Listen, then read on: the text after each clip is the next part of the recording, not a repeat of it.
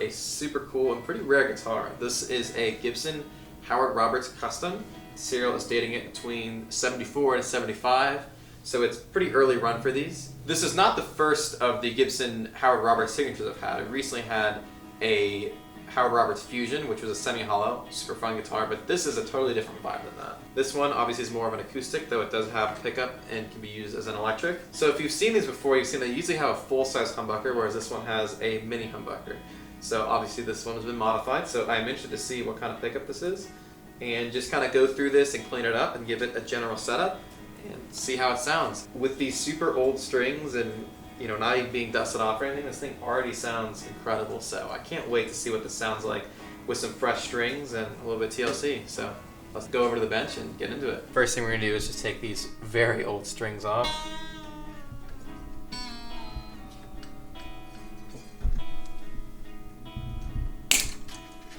Whoever strung this before me wanted to inconvenience me. How many wraps on the low E string? As many as it takes. Which is a lot in this case, apparently. So you can see we have evidence of where the bridge originally was and where it has shifted to a bit. Obviously, we'll check the intonation and see where it sits right. But this whole guitar used to be this color and now has aged to this dark orange, which in person is actually, it's very lush. It's a very unique looking guitar, and of all the other ones I've seen online, none of them have had the nitro finish age to the point that this has. So this is this one's special. This is cool. It's a lot of dust here.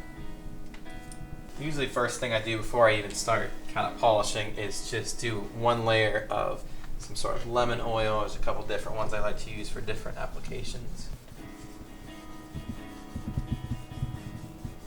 If you know me, I like to use a lot of lemon oil. I like the fretboard to be as dark as possible, which may not affect your tone or anything, but aesthetically I like it. Which is why I'm not really a Pal Faro guy. I get that it doesn't change the tone or change any functionality. That's and debatable. It's a, well, yeah. Listen. Definitely change the playability. I don't think Pal Faro makes a discernible tone difference. However, it makes a difference to the way that it feels when you're playing the guitar, especially if it's super dried out. I mean, Rosewood can dry out too and have issues, but I think Pal Faro is more susceptible. So I'm gonna let that kind of sit a little bit, and let's do kind of a first layer of polish here. I like to use these blue rags since they don't leave any sort of residue. And this is not, oh, the guitar is going to be shiny now. This is just getting this first layer of dirt off. This is gross. Who let this happen?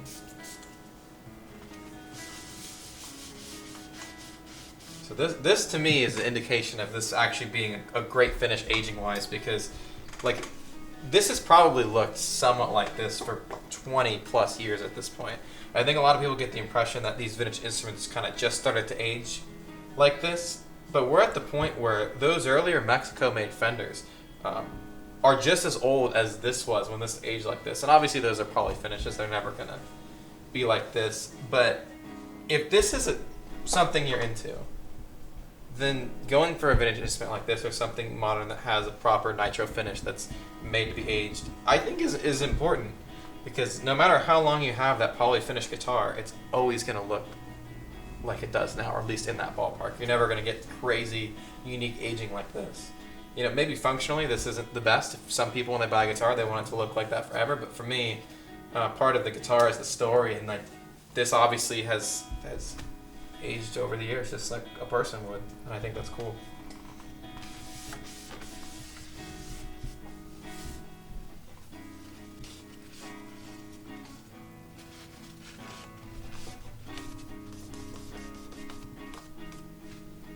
So I think now is a good time to check this pickup out and see what we've got going on here.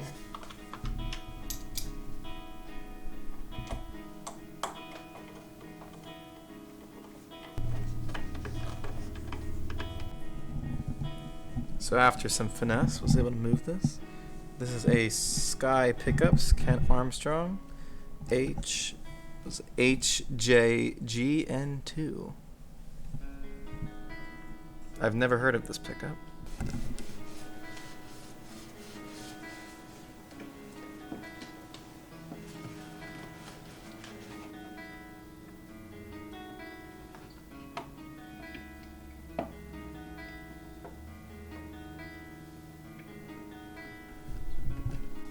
Carefully trying to get these on. Oh, that wasn't that bad. You gotta be careful doing this because some of these plastics, when they get old, get very, very fragile. Fortunately, these weren't too bad. So first thing I like to do when the pots look like this, before I even get in there with the deoxide, is spray just a little bit of polish. Which I know sounds a bit counterintuitive on the metal, but as long as you thoroughly clean them off, it's all good.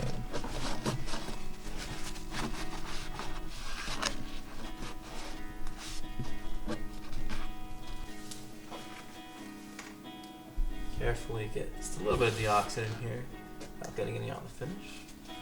Unfortunately, it's not as effective when you put it in the top as if you actually can get it to the back of the pot, but we work with what we can here.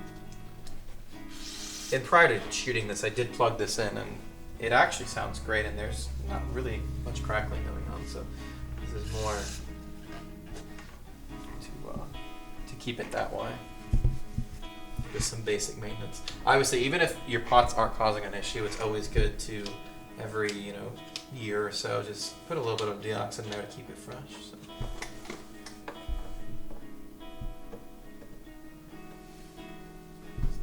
Gonna go through now and polish the frets real quick. So this is that era of Gibson where the frets are very small.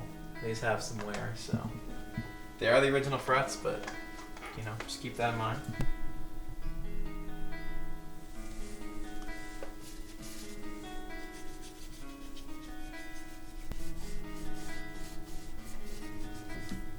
This is why I lemon off after, is to then remove, if there's any excess, we get rid of it at that point. Even though I try to get it off now, but time to put some strings on it.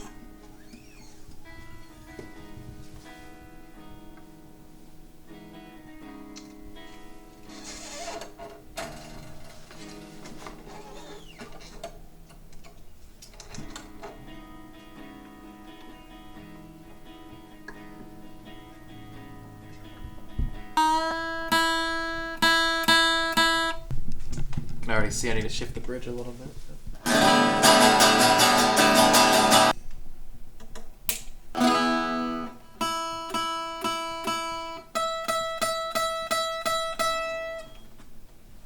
So you can't really be exact with these, but you can see it's going a little bit flat there. It's actually right on this side.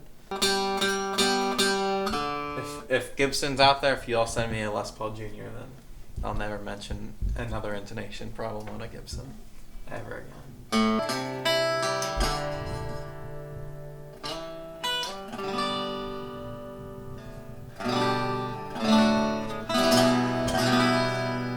Feels a lot better with new strings.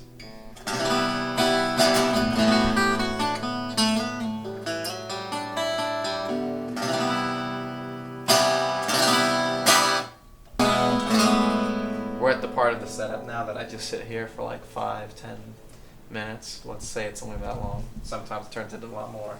Just kind of play and kind of see what we're working with here, make little adjustments as we go, and then I'll plug in to have a little tester amp over here. So now that we got this cleaned up, got some fresh strings on it, as expected, this is such a fun player. It's a really unique sounding guitar too. It doesn't obviously sound like an acoustic electric, doesn't sound like a 335. It really does its own thing, which is really, really cool. And I know this mini humbucker, which would obviously be unique to this one, is definitely adding to that. It's got a lot of vibes, and both plugged in and acoustic. It's really, really cool.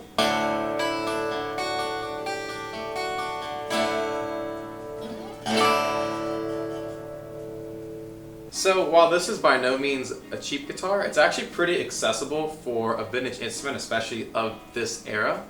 And this is a really cool piece if maybe you haven't gotten into something vintage before, but you want something that's properly aged that you're going to play for years and years and kind of add to that, I think this is a really cool place to start.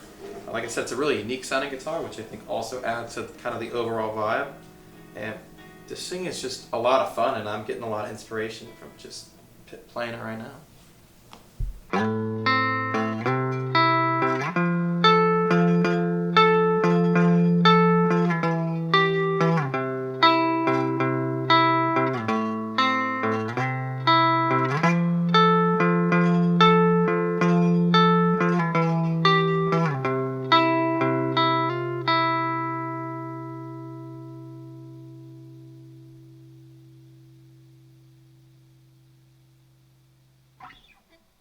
That's all I want. That's it? That's it. Is that the end of the video? That's the end of the video. Not gonna say any outro or anything? Nope, it's a cool guitar part. I think you gotta do a YouTube outro. I don't want a YouTube outro. I want it to be cool. I think you have to.